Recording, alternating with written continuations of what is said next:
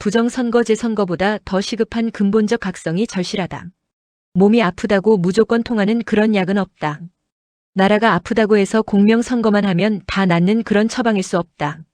지금 우리 사회 경향 곳곳에서 지난 6.3 지자체 부정선거를 규탄하고 재선거를 요구하는 목소리가 연일 뜨겁다. 민주주의의 근간인 선거의 공정성을 바로잡는 것은 대단히 중요하다.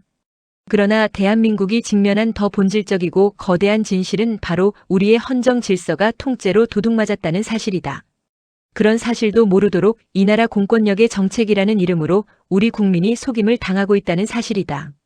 기둥이 썩어 자빠진 집에 아무리 새로운 벽지를 바르고 문을 고쳐 달아봐도 그 집은 결국 무너진다. 죄 없는 대통령을 모략과 위법으로 내쫓은 불법 수괴 정권 하에서는 그 어떤 선거와 정권 교체도 결국 불법의 연장선일 뿐이다. 모략과 위법으로서 탄핵이라는 법 절차의 허울을 대통령에게 씌웠다. 대통령으로서의 역할인 나라를 지키지 못하도록 헌법을 수호하지 못하도록 하기 위하여 그 권좌에서 내쳤다. 여러 헌법기관에서 위정자들이 벌인 명백한 국헌문란 내란이다. 그런 불법 탄핵의 파면 결정은 손가락 총질 같은 격으로 아무런 법적 의미도 없다. 그래서 박근혜 대통령은 탄핵, 파면, 거리되지 못했다. 그런 탄핵, 파면, 거리되지 못한 대통령을 옥에 가두고서 문재인, 윤석열, 이재명을 뽑은 대선은 대선할 이유가 없었던 선거다. 그들을 국민이 투표하여 선출했다지만 그들은 결코 적법한 대통령이 아니다. 한마디로 국가가 저지른 불법 사기 탄핵으로 빚어낸 국헌문란 그 자체였다. 적법성 없는 그들은 구형법 용어로 수괴였음에도 그들이 마치 적법한 대통령인 듯 국민 앞에 뻔뻔스런 대통령 행세를 했던 것이다.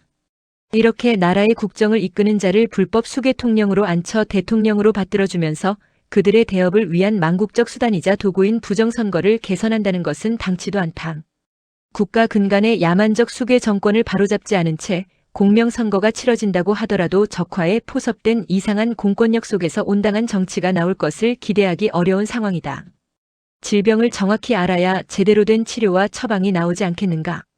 나라의 근본 문제가 적법한 대통령이 아닌 수괴통령으로 인해 곤란을 겪고 있음을 인식하지 못했다.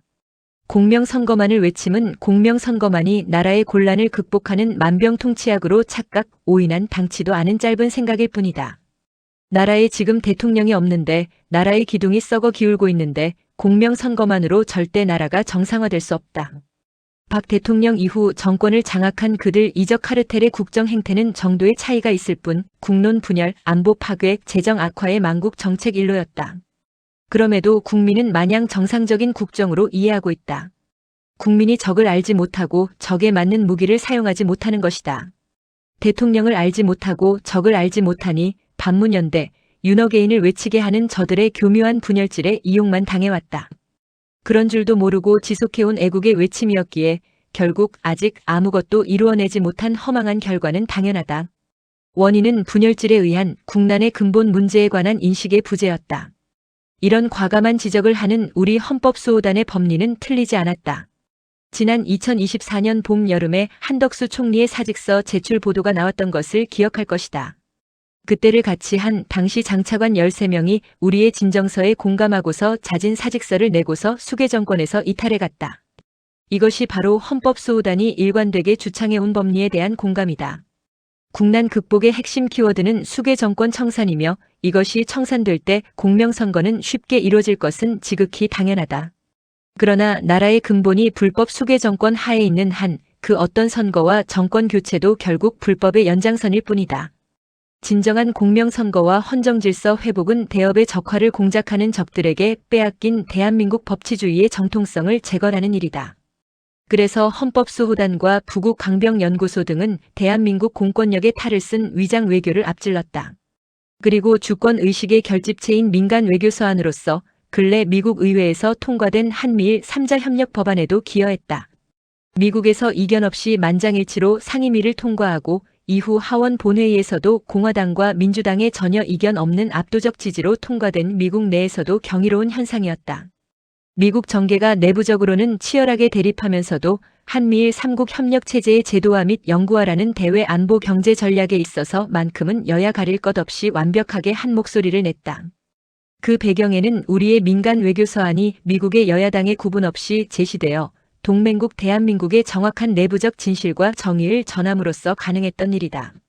나라의 공권력이 나라를 엉뚱한 방향으로 끌고 가고 있으니 소수 민초라도 정의와 진실을 동맹국과 자유우방에 알리는 투쟁이라도 했어야 했다. 그냥 멍하니 속수무책으로 당하고 있을 수만은 없었던 소중한 국민의 주권 의식이었다.